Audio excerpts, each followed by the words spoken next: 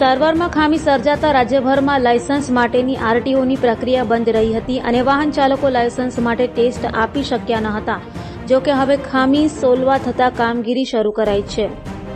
સર્વરમાં ખામી સર્જાતા સમગ્ર રાજ્યમાં લાયસન્સ માટેની આરટીઓની પ્રક્રિયા બંધ રહી હતી. વાહન ચાલકો લાયસન્સ માટે ટેસ્ટ આપી શક્યા ન હતા. જો કે હવે સર્વરની સમસ્યા સોલ્વ થતાં ટેસ્ટ ટ્રેક શરૂ કરાયા છે.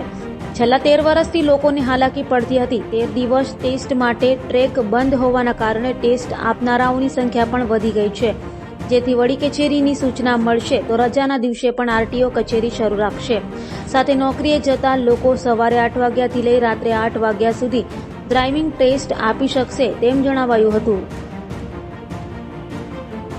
છેલ્લા 13 દિવસથી સમગ્ર રાજ્યમાં તેમજ સુરત આરટીઓ કચેરી ખાતે ડ્રાઇવિંગ ટેસ્ટ ટ્રેક સોફ્ટવેરની ટેકનિકલ ખામી સર્જાતા બંધ હતો, જે એનઆઈસીની ટેકનિકલ ટીમ દ્વારા જેનું આજે નિરાકરણ લાવતા આજ રોજ 2 વ્હીલર તેમજ 4 વ્હીલરના ટેસ્ટ રાબેતા મુજબ આજથી સુરત આરટીઓ કચેરી ખાતે શરૂ કરવામાં આવેલ છે.